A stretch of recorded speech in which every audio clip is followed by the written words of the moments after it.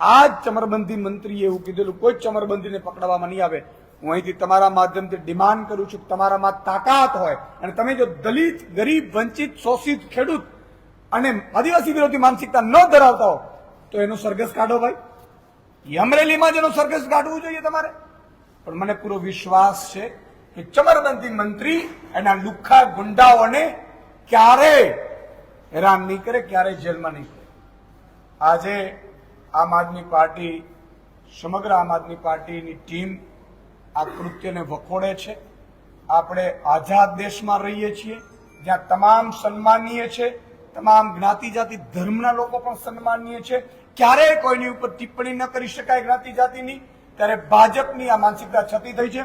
એટલું જ નહીં, ભાજપના જેટલા પણ દલિત સમાજના ધારાસભ્યો, સાંસદો છે એ પણ મૌન છે આ મામલે. ભાજપની ચપરાસી કરવામાંથી ઊંચા નથી આવતા.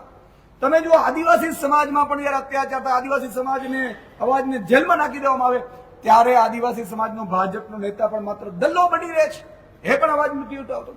તમે જો ખેડૂતો પર ખૂબ અત્યાચાર કર્યો, આમ આદમી પાર્ટીએ મહાપંચાયત કરી, પણ ભાજપના એક પણ ખેડૂતનો ધારાસભ્ય, સાંસદ જે ખેડૂતના મતથી ચૂંટાયેલો છે એ ખેડૂતનો ખ ન બોલી શક્યો.